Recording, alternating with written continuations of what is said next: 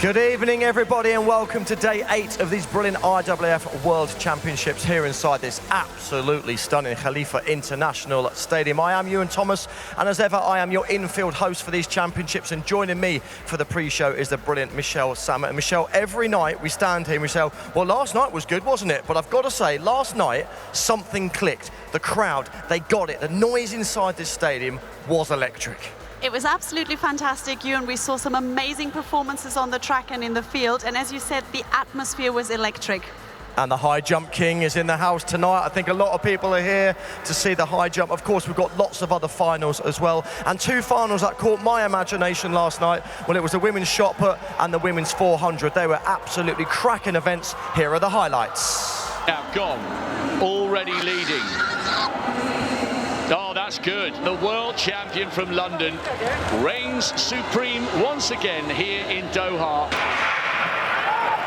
Miller Weibo tends to go out hard, so too Salwa Eid Nasser. This is a great race in prospect. Phyllis Francis, the defending champion. She's not going to relinquish this crown easily, but look at the smooth running of Salwa Eid Nasser down the back straight. She's poetry in motion, and she's up a fraction on Shawnee Miller Weibo at the moment. It's the defending champion, Phyllis Francis, and Salwa Eid Nasser's coming through. Miller Weibo needs to find something here. Over the last 100 meters, this is absolutely incredible from Salwa Eid Nasser. Now comes Miller Weibo. It's getting closer. Remember, neither of them have won this before, but Salwa Eid Nasser is not to be denied. What a performance, what a time. She beats the Olympic champion with one of the fastest times we've ever seen. What a performance that was, the 3rd fastest time in history over 1 lap of the track. And it's not just the performances that have been brilliant here inside the stadium. We've been really lucky to go behind the scenes and see the medals. And I've got to say, the lucky 3 athletes who do get medals, they are absolutely stunning. I've been inside the green room, and that's got to be one of the most comfortable rooms in this stadium. It's run by a brilliant married couple, Gail and Doug, and they look after all of the medal ceremonies. They make sure the athletes are there on time. They make sure the medals are engraved properly, and they make sure they stand on the correct space behind me. And they're a great couple, and I had the chance to chat to Gail. This is what she said. We start really early in recruiting performers, cast members who will be our tray bearers, who carry the trays and the medals to the presenters, who then present them to the athletes. And then we get athlete escorts and presenter escorts. They escort the presenters and the athletes to and from the staging area and to the podium. The athlete escorts are really important because we have to have them moving all the time and keeping the athletes in the right places so they step on the podium at the right time, moving into their photo positions, things like that. So we recruit them early. We find someone to design costumes for us. We have those made. In the same time, we're talking to a set designer who's going to build the podium, so we have the right sizes, so you're figuring out measurements, design, colors, and how it's going to work in the overall look of the games. And then we have branding who puts together the medals, and then when the medals are delivered, we count all the medals. We have to know exactly how many medals came and how many medals are given out every night. Every day the medals are inscribed, so as soon as we find out who the winners are, we have their name and their country inscribed on the medals. We set up the trays with a medal and a flower. We have the presenters who come in, take the medal and the flower and present to the athletes. So to make all of that happen, happen properly, we have a whole team behind us. There's about 3 professionals who actually do all the organizing and putting together on a daily basis and the time before the games happen to structure it properly. So we get in the morning, we find out who all of the winners were, find out who the medalists are. We start to put lists together. We have to figure out who the presenters are. We divide up all that information. We put it on a big whiteboard so that we know exactly what time each one of the medals are being presented, which team, and in what order. We have a big green room where we bring the athletes in and they hang out and are comfortable, have water, snacks, and things before they come out onto the podium to get their medals. It is the most exciting job to have because we give the medals to all the athletes, so it's a very positive job to have. What an incredible insight. We take medal ceremonies for granted in these championships, and they're such an integral part of any World Championship, so it's so unique to get such an insight. And speaking of medal ceremonies, someone who's experienced a fair share of them himself is an absolute high jump icon. Please welcome Stefan Holm. Thank you. Thank you very much.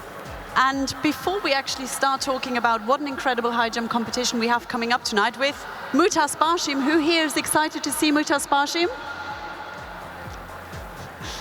We will take a look at some of Stefan's highlights. Well, can this man do better? Stefan Holm. Yes, he can! Whoa, that was a big jump. 2:32, and with that one jump, I think he may have just clinched the gold medal. Where he achieved 7:00, then Smaller than the others, but fast into that bar. Good height. 75, a high jump. Good performance from him. His first major title. 7.86 seconds, and a pole vault of 490, and almost.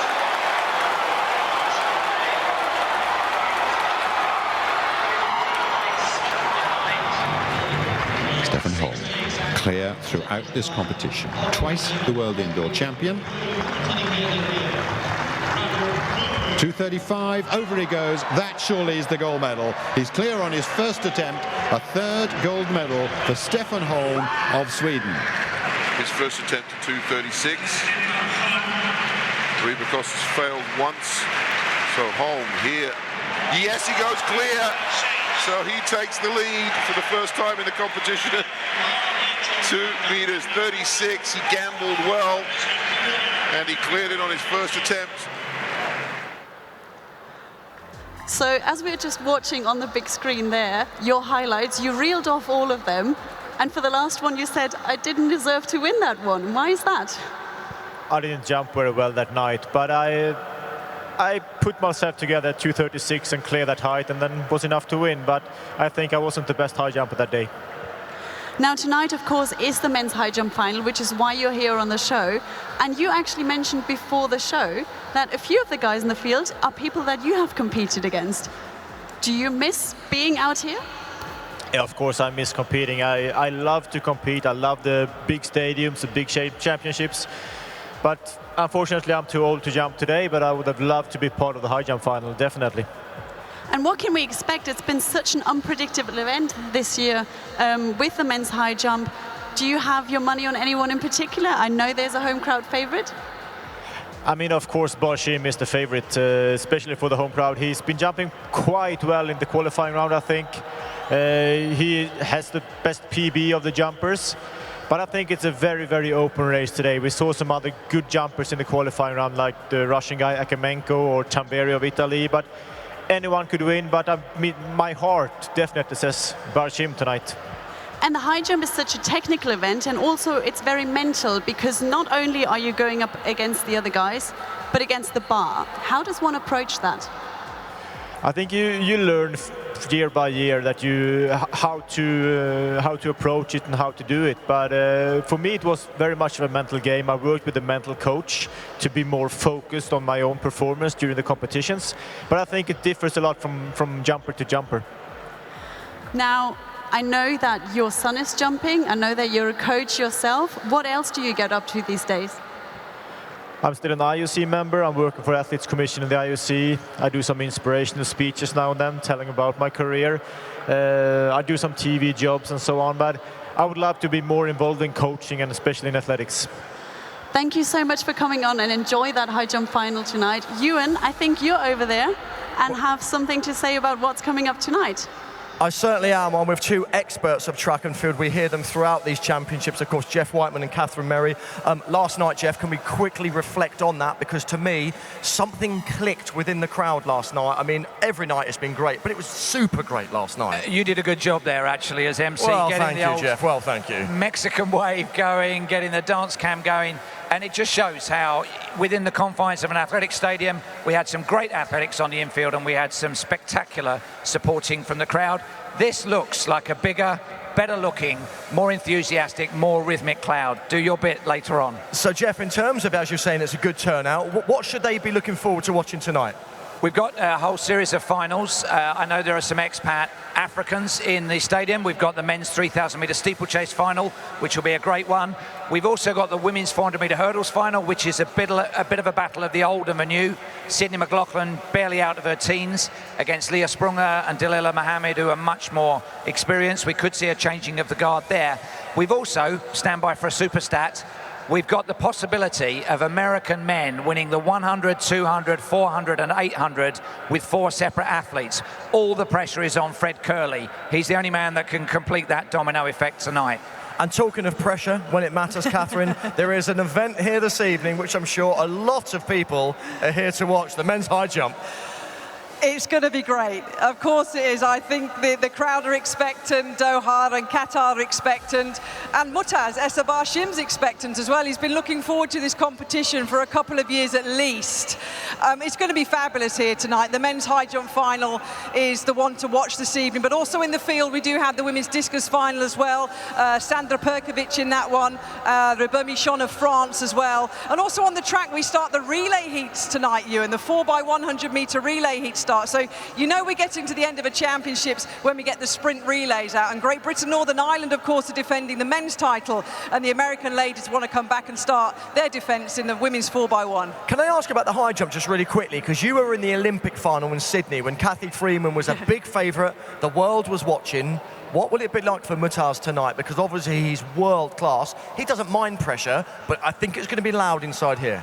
It is, but that's what Mutaz thrives off. You know, he had a 5-year unbeaten streak from 2013 to 2018. He's one of the best high jumpers that the world has ever seen. He thrives off pressure. He thrives off noise and environments like this. Of course, he may be a little bit nervous, but he'll be loving it tonight and he'll be wanting all the support, and he's going to get it. That's not a problem. I think, Jeff, we can have a quick look at the timetable. This is a schedule of what's coming up this evening, and it is going to be a busy evening. For you, an interesting one there. Men's 1,500 metre semi-final. The heats were very close. And you can expect more of the same, I think. We saw the women's semi-finals yesterday with only the odd 10th.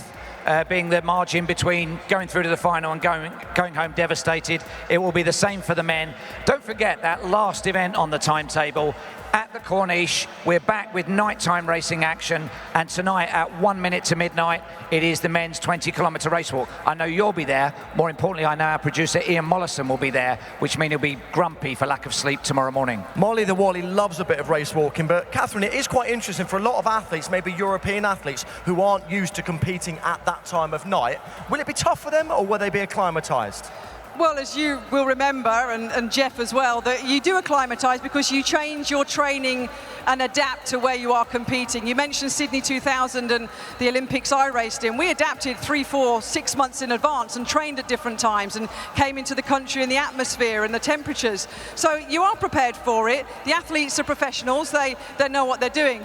But anybody else in that men's high jump final, Ewan, might not be prepared for the noise here tonight. That's what you can't prepare for. Well, let me tell you, Doha, Catherine is correct. The noise tonight is going to be out of this world. But for now, Michelle, back to you. Thank you, Ewan. And as you can see by my walk, I've been getting some race walking lessons from a race walker.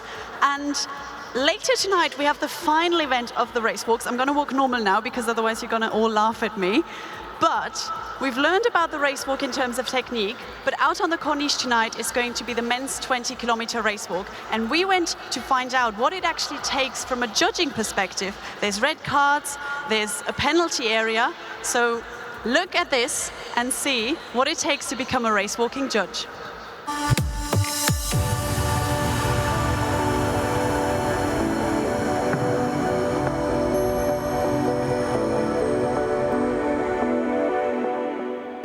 My name is Daniel Michaud. I'm from Canada. I'm the chief judge of the race walk events here, through the 50K, 20K, men and women. And that's my role here and for the championship. Well, it's a long process. You have to have some national experience first, and then once you get to the international scene, there are different levels. There's 3 different levels, and when you reach the 3rd level, there's an exam, a series of exams to get there, a number of times to a number of years. So I've been on the panel since of international judges since 1993, and every 4 years we have examinations and tests to pass, and the panel is built upon the best of the officials who pass the exam. So I've been passing this exam for 6 times, 7 times to make it as on the international panel.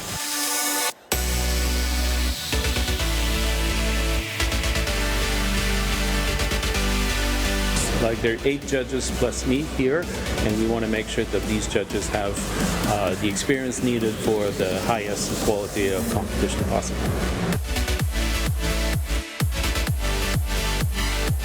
There are 8 judges around the course, and each one acting independently, not talking to each other. So the athletes don't know when a judge decides to send a red card, but there's a board. So now they find out when they walk to the board, close to the board, and they see their number and they see the number of red cards that have been proposed.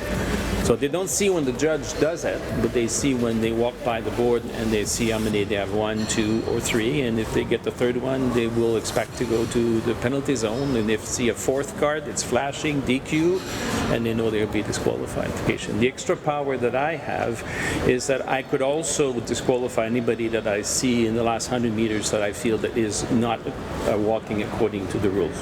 That's blatantly not walking, so I have this extra power.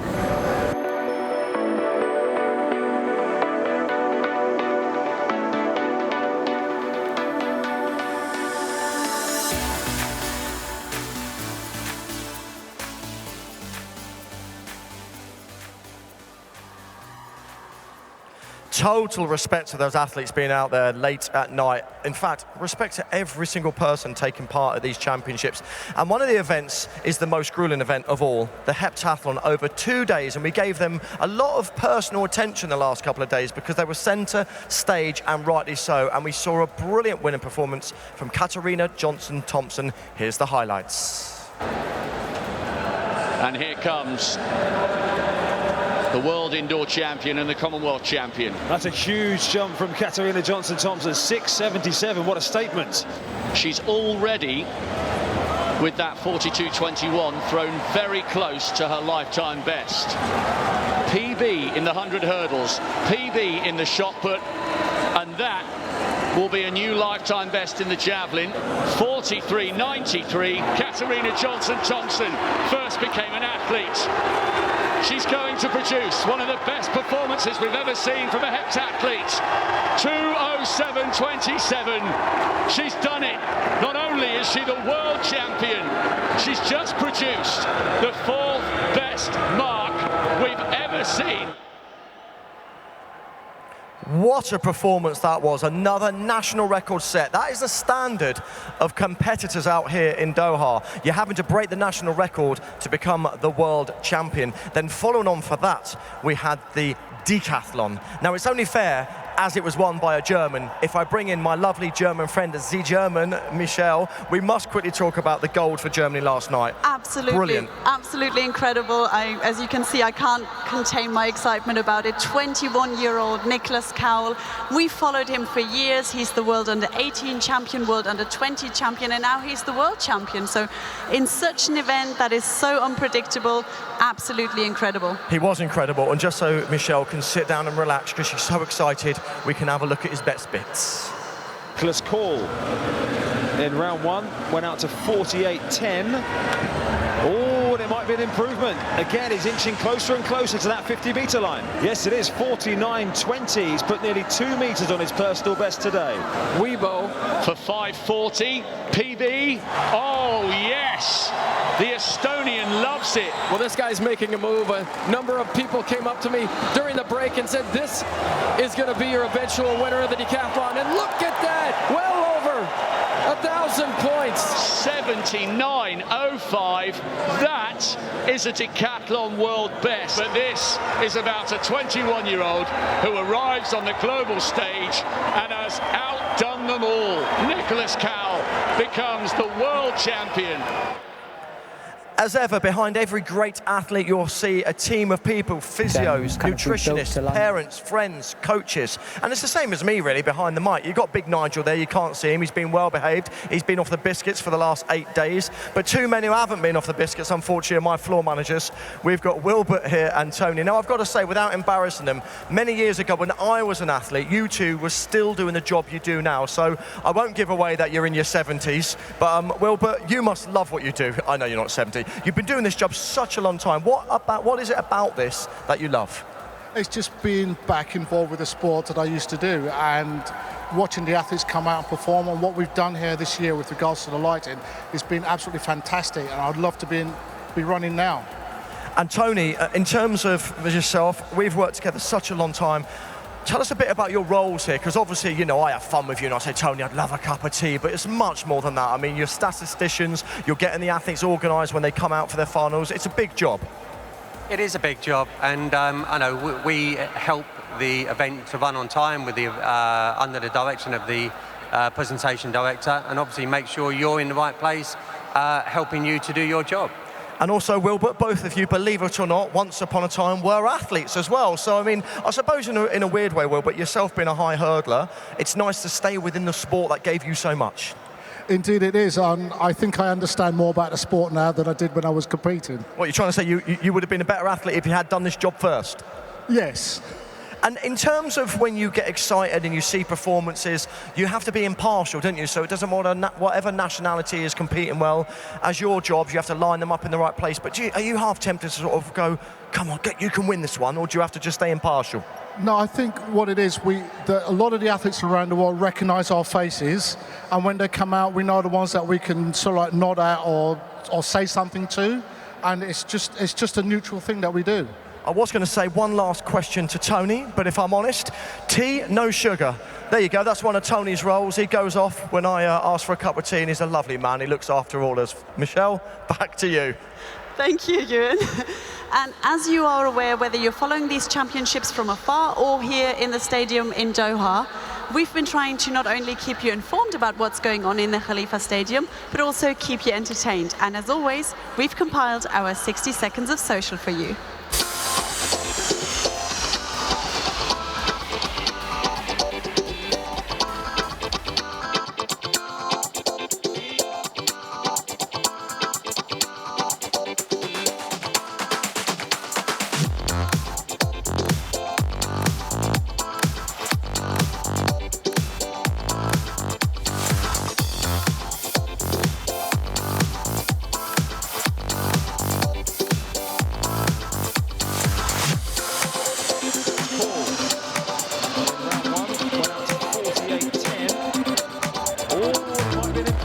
Again, he's inching closer and closer to that 50-metre line. Yes, it is 49.20, but nearly 2 metres on his first two goes today. Weaver, 5:40, PB. Oh, yes.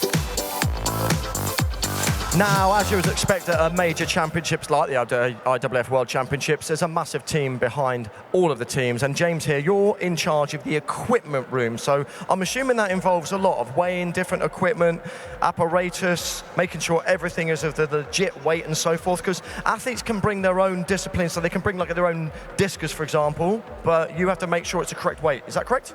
Yeah, we've got to check to make sure that the right specifications under the IAAF rules, that they're not excessively damaged or anything like that, so they will be the correct standard. I think we can have a look at some still photos. I think we can have a look at some of the stuff that you guys have to do. So there's your storage equipment room. So you've got shot puts there, you've got hammers there. I mean, it all looks very tidy. You're very clean. Are you clean at home like that? Does your bedroom look that tidy? I mean, yes. All sorts. Yes, we've got to keep it clean and tidy so you know exactly what's coming out at the right time and make sure the personal equipment is there for the right person, for the right competition. Does it mean that someone like yourself who works within the sport was an athlete yourself, or is that not important? It doesn't really make much difference. I mean, yes, I was when I was a young person. I was an athlete and an official. I'm a level official now, so that's why I'm here doing this job.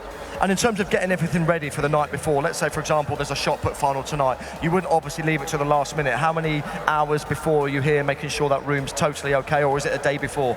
It's all done the day before. They have to put their implements in by 7 o'clock the night before, so we can prep them ready for the next day's competition. Love your job? Yeah, it's quite good, yes. I see a lot of you walking around. I mean, obviously, there's a big team of you. Yes, there's quite a few of us. We've got to make sure every event site's correct for competition, so there's no problems. Okay, well, on behalf of everyone here tonight and everyone at home, thank you very much for doing all your fantastic work. You are the people who make this sport run smoothly. James, thank you very much. Thank you. Michelle, wow. Well, let's look forward to the rest of tonight then. Absolutely what are you looking forward incredible. I am so excited. We've You got your already flag? mentioned, I've got my flag. I think there's a flag for you somewhere as well. I know we're supposed to be impartial, but I think given the monumental impact tonight could have here, with Mutaz Bashim competing in front of a home crowd and really a strong title contender, it's only fair we brought our little Qatari flags. Do you know what? I think, talking from an ex-athlete's point of view, I think having that sort of home advantage is a good thing. A lot of people deal with pressure differently. A lot of people crumble, but I think if you're a world-class athlete, you come to a stadium, they say your name when the place erupts, it can only be a good thing, and sometimes that's the difference between winning and losing, finding that extra 2% on the night. And as Stefan mentioned there in his interview, a lot about the high jump is mental, and having that backing from a whole stadium will just make such a big difference for Mutaz Bashim, I think. I mean, I can hear the crowd already. I mean, I don't know if, can we have some noise from the back straight? Is everyone looking forward to the high jump tonight? Give us some noise. Yes. Qatar, let me ask you, are you going to win gold tonight? Make some noise. Woo. Let me tell you, this is only the pre-show, and already the volume inside the stadium, I can promise you, later on, it is going to be very, very loud. Myself and Michelle, as ever, we will be back here tomorrow. Have a great night. For now, goodbye.